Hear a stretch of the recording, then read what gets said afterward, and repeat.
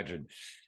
So now I want to welcome to the P.A.S. Report podcast, author Liz Wheeler, Hide Your Children, Exposing the Marxists Behind the Attack on America's Kids. It's a phenomenal book, and make sure you go to the P.A.S. Report website. I have links to the book up there. Also follow and subscribe to the podcast so you never miss an episode.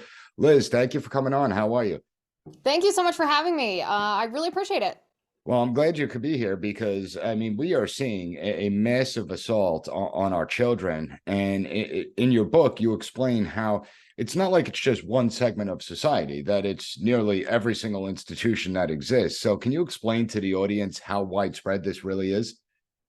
Yeah, and what's interesting is I began this book just as it began as a question that I had just as a parent. I think a lot of parents had a similar question when during COVID we could look over our children's shoulders on Zoom school and we saw critical race theory and transgender ideology, moral relativism, revisionist history, all these poisonous ideologies just pounded into their heads. And I know I thought, is this a concerted effort or are we just noticing this? Where is this coming from? Who's behind this and what are they trying to achieve with this? So I set out to find the answer, and the answer is yes, it is escalating, but it's actually not new. This attack on our children and on our institutions has been going on for decades and decades.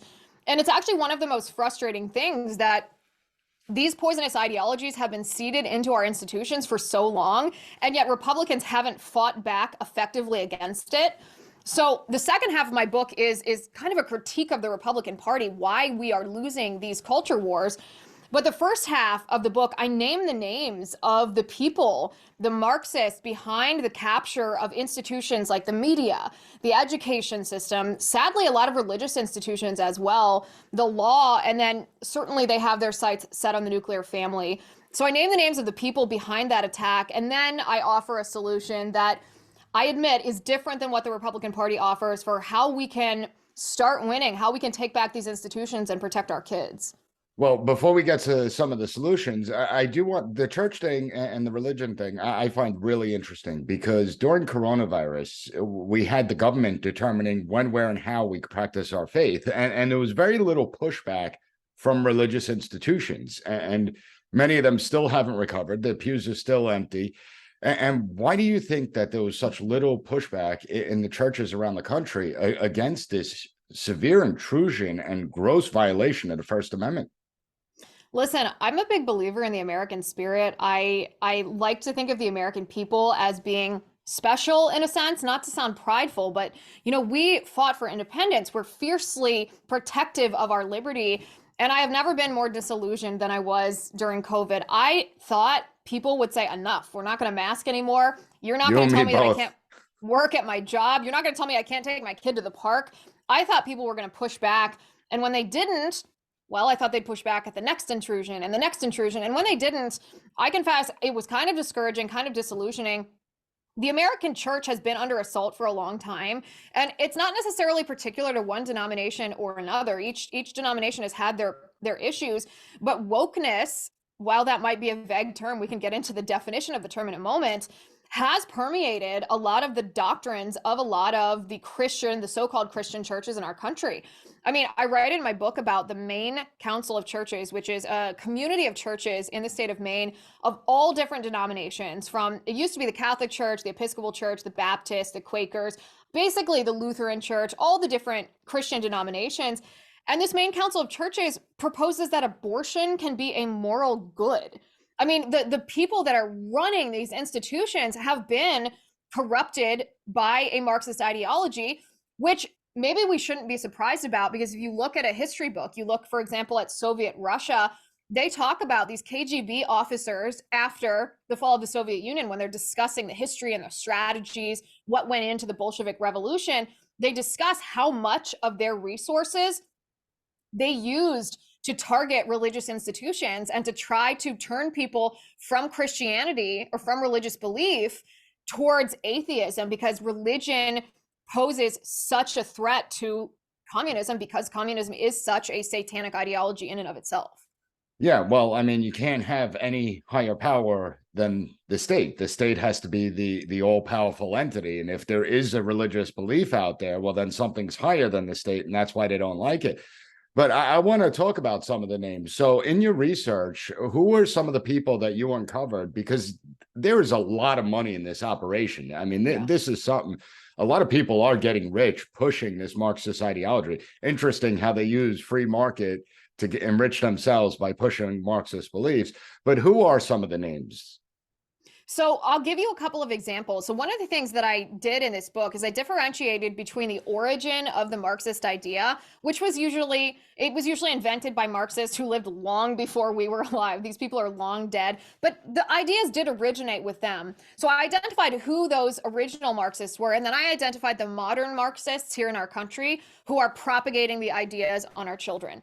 So an example of one of the modern Marxists is the president of the American Library Association. She's a very influential woman by the name of Emily Drabinski. Although a lot of people aren't familiar with her name, she has a lot of power over what books are stocked in children's libraries across the country.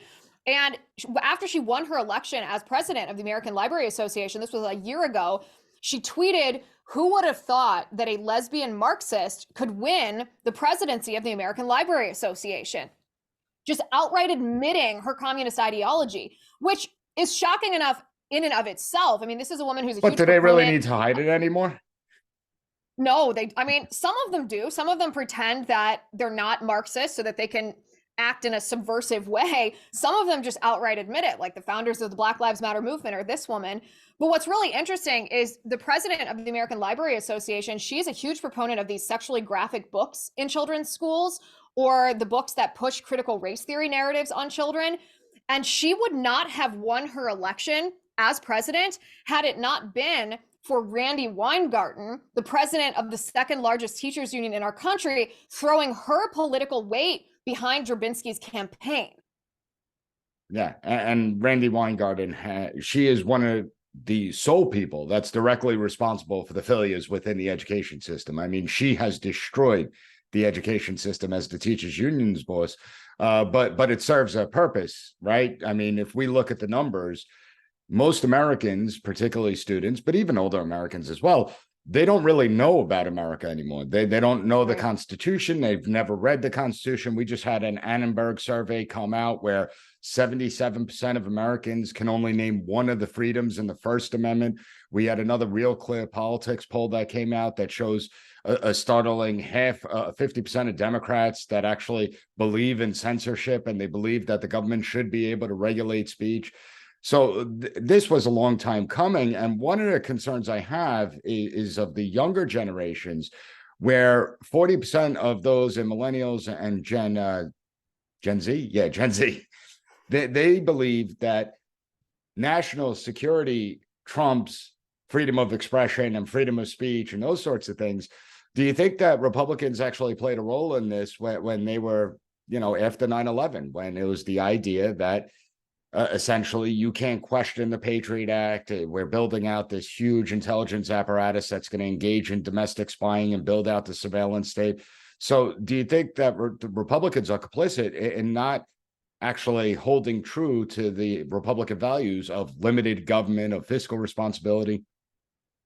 Listen, it's even worse than what you're describing because I agree with you. I mean, Republicans were equally as guilty growing the size and scope of government, especially as it pertains to what we're experiencing now, where the Department of Justice has been weaponized against conservatives. Before it was the Department of Justice, it was the IRS weaponized against conservatives. And then all of these alphabet soup agencies that we didn't even know existed, that were spying on us under the guise of just trying to stop terrorism.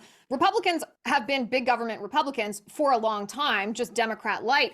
But it goes back even further than that. And I'll give an example from the education system. One of the most interesting tidbits of information that I came across in the course of my research for this book was about the public school system and why it was created in our country. The public school system, public schooling wasn't compulsory. It wasn't mandatory until 1852, which is not that long ago. And Massachusetts was the first state to make public schooling compulsory. And the reason they did this is because at the time there was an influx of immigrants to our country, particularly Catholic immigrants, and the Protestant politicians who were in charge at the time wanted these immigrant children to be indoctrinated in American values so that they would be loyal to America first versus the country of their birth. And they wanted them indoctrinated in Protestant values because of the age-old battles between Protestants and Catholics. And I realized as I'm reading this that our education system actually was supposed to be an indoctrination center. We oftentimes use the word indoctrination now as a pejorative to describe what the Democrats are doing, brainwashing our children. But indoctrination itself is actually a very morally neutral term. It's ambiguous. It's what's being indoctrinated that determines whether it's a good thing or a bad thing.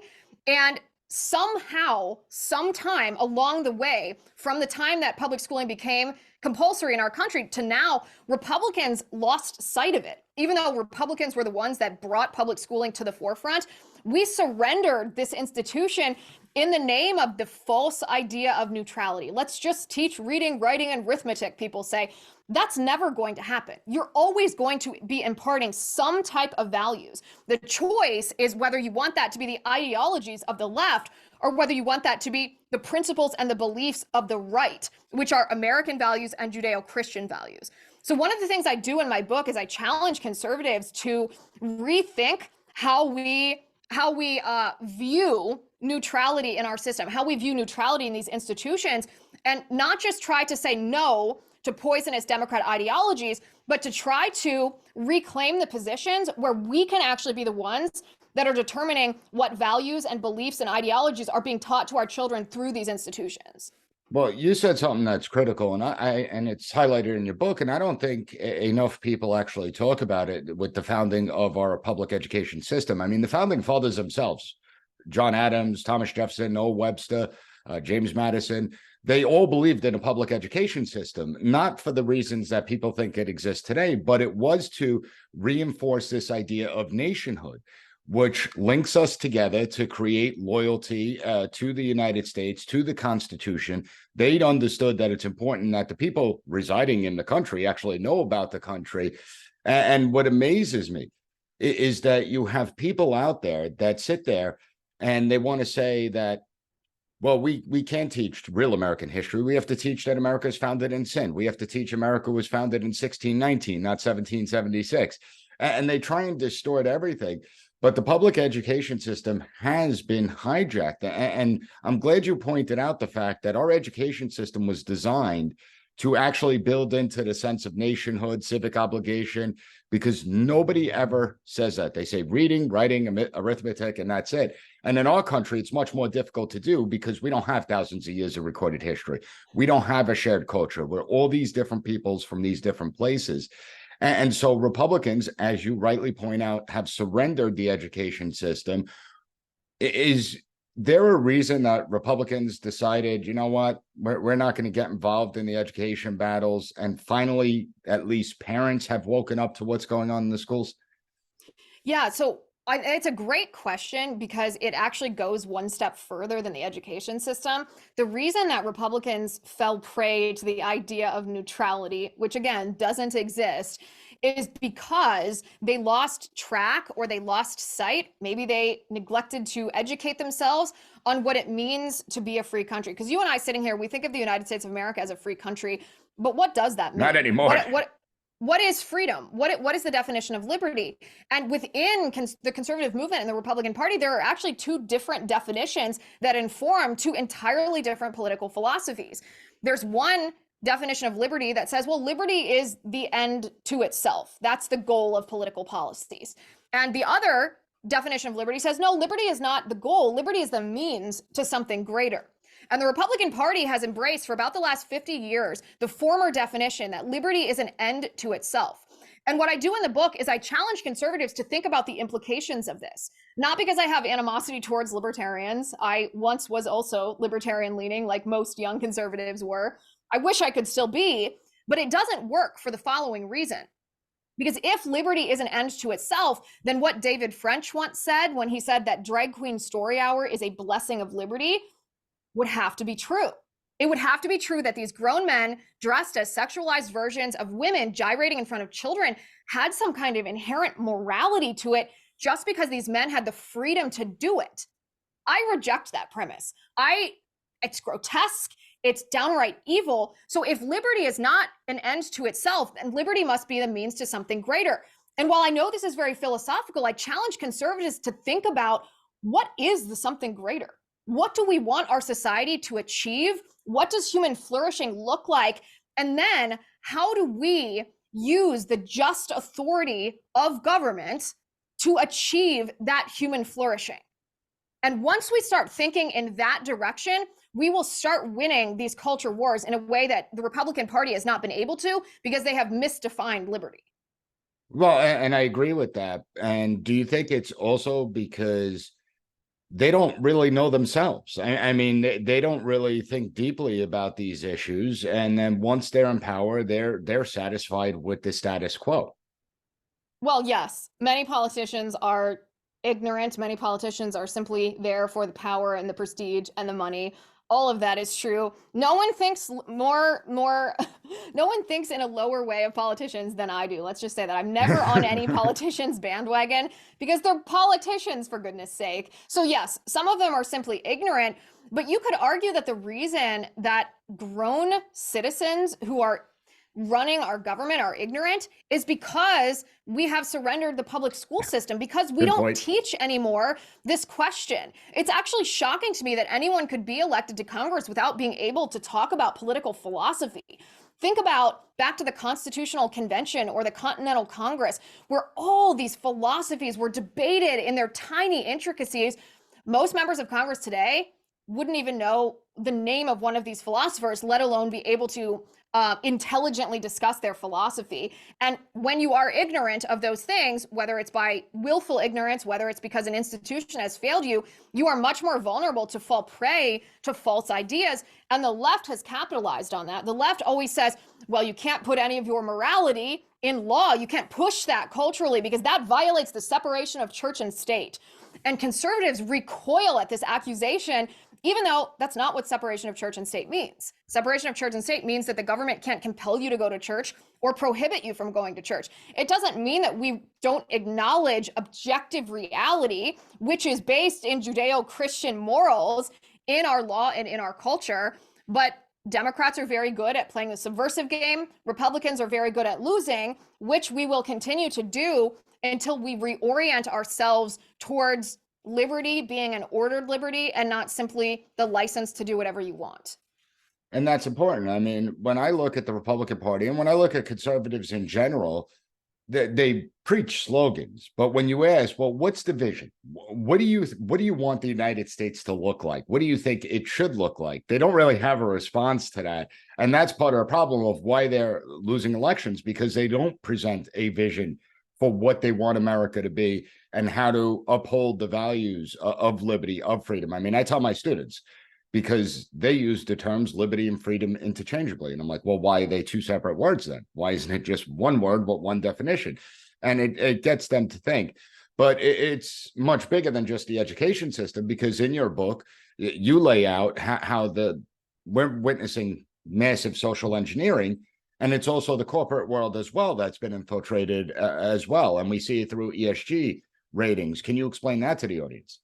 Yeah, and this is a really important point to make. I want to add one thing to what you said, because this idea that I'm proposing of liberty being the means to something greater and allowing ourselves to use morality to guide our legislative efforts or our cultural efforts, this is not a new idea I'm proposing. This is not theocracy. It's not right-wing authoritarianism like so many on the left will accuse me of. This is actually reclaiming our constitutional heritage. Our Constitution was rooted in this very idea. James Madison, the father of our Constitution, the author of the Constitution, wrote in Federalist Paper number 51 that the definition of liberty is justice. He said justice is the end of civil society. He didn't define liberty as being license. He knew exactly what he was creating with a government structured to have the just authority to help order a moral society. Again, not a theocracy, but an ordered society where there's an acknowledgement of what is right and what is wrong. So just so that everyone is familiar, if you haven't heard this idea before, it's not something I came up with. It's not a new idea. It is something Republicans lost sight of that's based in our Constitution. Pivoting over to corporations. So we have corporations like Bud Light, right? Like Disney, like Target, that are actively, I suppose Bud Light isn't targeting children, but teenagers and young people. And Target and Disney are actively targeting children with this woke propaganda. When I say woke, I know that's an all-encompassing word, but we watched that video of a Disney executive admitting that they intentionally insert a queerness agenda into children's programming Target was selling these onesies for babies designed by a Satanist, just awful, awful stuff. And you sit back and you wonder, well, why are they doing this? Because it's not good for them from a purely business perspective. They're losing money. Disney, in fact, has been hemorrhaging money ever since they started producing this woke content. Target's the subject of this boycott now. Well, the reason that they're doing this is not because it's good for their business. And it's not even necessarily because every executive in charge of the company is a diehard Marxist. It's because companies are beholden to an ESG score. Anybody who's not familiar with an ESG score, it stands for environmental, social, and governance. It's a metric. And the best way to explain it is very similar to the Chinese social credit score system, where an individual citizen in China is graded based on their behaviors, whether they are a good communist or whether they are not.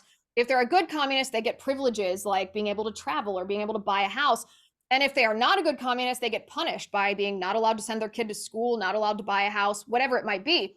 Well, this ESG system is essentially the same thing. It just applies to corporations versus individuals. So each of these companies, in pursuit of a high ESG score, has to virtue signal, has to promote radical leftist Marxist ideologies, whether it's DEI, whether it's queer theory, whether it's critical race theory. They have to publicly promote these things, or they'll be downgraded on the ESG score. And the penalty for being downgraded on an ESG score is they won't have access to the capital they need to run their business, because the enforcers of these ESG score metrics are the big financial institutions like BlackRock or Bank of America. And I realize that it all sounds very convoluted. It sounds like something that doesn't exist in our country, but it's already here. It's already governing these corporations. So yes, we should boycott Bud Light. Of course we should. It's the most successful conservative boycott ever. I'm extremely proud to be part of it. We should boycott Target. We should use our power, our voices as a consumer, to let these companies know that we don't want them to do this. But once we inflict the pain of these boycotts and these companies don't back down, the reason for that is because they can't listen to us. They have to be loyal first to their ESG score. So in protecting our children from this merchandise and this grooming and this targeting and this queerness agenda that's coming from woke corporations, we have to abolish ESG scores. We have to pass legislative prescriptions that illegalize them. Otherwise, these corporations are going to continue to target our kids. That's a great point, and something that sadly there's too few Milton Friedmans of the world anymore, too few Thomas Sowells of the world anymore.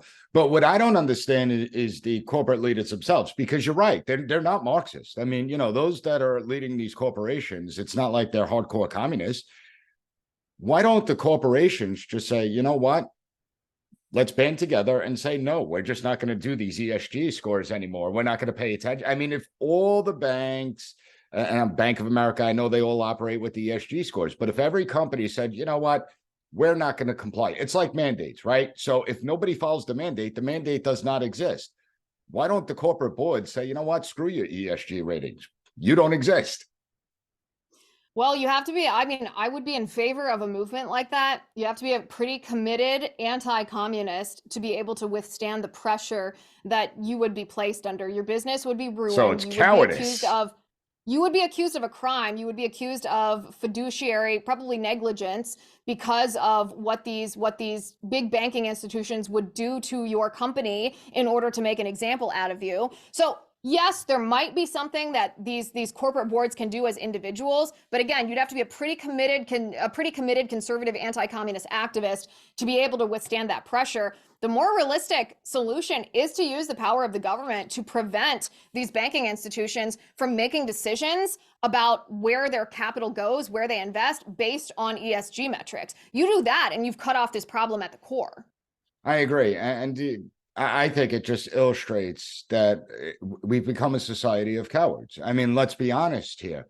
Whether you look at the corporate boards or whether you look at the ordinary American, I mean, many Americans didn't agree with the mandates throughout the pandemic, and yet they dutifully complied with the mandates throughout the pandemic. Why? Because they were afraid. They didn't want to be criticized, ostracized, and I understand they don't want to lose their jobs and their livelihoods. I get all that. but they didn't speak up and speak out. And I never thought the people would comply the way they did, as you stated in the beginning of this episode. So what are some of the solutions? You told us about the ESG. What are other solutions? Not necessarily that the big entities could do, but I'm talking about the individuals listening to this program. How can they get involved? How can they push back against this? What can they do?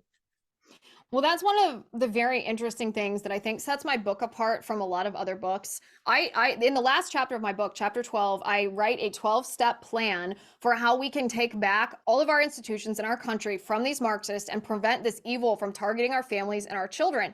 But one of the things that a lot of conservatives want to do is they want their individual action to make a difference. And I share this view. So I say this without any criticism. We want to think that our individual action is going to start a chain reaction and that's going to make a difference. That's going to save our country. And that's what a lot of conservative books have prescribed over the past 2 decades. Get your family in order, get your marriage in order, raise your kids right, go to church, and all of the moral order that you are instilling in your personal life will have a downstream impact on our culture. And that's fine. That's good. I also advocate for that, but that is not going to save us from the infiltration of our institutions. As conservatives, we have fallen prey to this idea that limited government means government as small as possible, and that there's some kind of immoral tinge associated with using government for anything other than what's absolutely necessary. And that's actually not the definition of limited government. Limited government means limited or constrained by enumerated powers and by accountability to the people. So I challenge conservatives to understand that there is a just use of government authority in helping order our society towards human flourishing.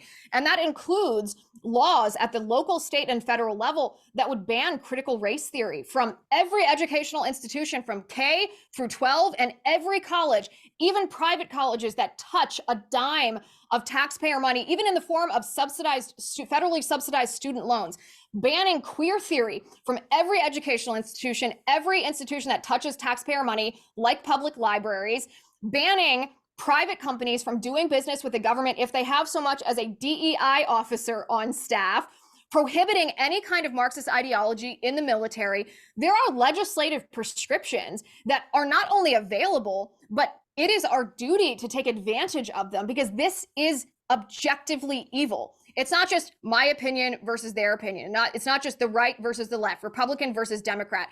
At the end of the day, there is objective truth. There are some things that are good because they are good and bad because they are bad, not because they are formulated by someone's perception of them. So we have to be able to use the government and be willing to use the government to do these things for us that we may not be able to do simply as individuals in our own lives. Now, that doesn't mean that individuals can't put pressure on their public officials to do these things in government. We certainly have a role in that. We have a role in running for government seats. We have a role in choosing elected officials that understand this. But sometimes it's not just a matter of what we can do as an individual. It's the matter of understanding how to fight back effectively. And last question, as far as using the government as a means, I do think that there's many available areas that the government can do to actually put an end to a lot of this stuff. But what about people like me that are concerned that if you use certain government actions, so let's say in colleges, banning of CRT and queer theory, well, what's to say if a Democrat gets into office that they don't ban any type of conservative theory courses or push back against conservative student groups? How do we prevent that from happening? Well, there's a couple of things. This is where it becomes very important that we are able to identify objective truth, that it's not just a tit for tat, that it's not just us doing to Democrats because Democrats did to us first. Right? It's not just a matter of, oh, well, the FBI under Biden is going after Trump, so I guess Trump's going to have to throw the Democrats in jail when he gets to be president again. It's not just a matter of tit for tat. It's not just stooping to their level. It's fundamentally codifying and acknowledging in our nation that there are definitions to words and concepts that existed before our government and always exist, regardless of whether someone wants to follow them or not. This is what our founding fathers envisioned. This is why our government is set up the way that it is set up, because we know that definitions of man and woman, and marriage and morality and immorality and liberty and justice already exist before us. So, yes, are there going to be Democrats who get into power, who try to abuse that power? Probably. That's We're what they're already doing right witnessing it. now. And they're Yeah. doing it effectively. There was a student in California that was suspended for 5 days for misgendering a classmate. So I don't think it's a matter of us sitting here worrying that if we take proper action, it will beget a reaction from the left. Our lack of action right now is putting us in a position where we may never have a chance to fight back against this evil ideology. So we have to stop playing defense and start playing offense for once. And once we do that, I think the tides will start to turn. Good point. And everyone needs to check out Hide Your Children, Exposing the Marxists Behind the Attack on America's Kids. Liz, I really appreciate you coming on, and I'm going to have links up at the PAS Report website, pasreport.com. So you click to get to the book there. Thanks so much, Liz. Thanks so much for having me. I really appreciate it.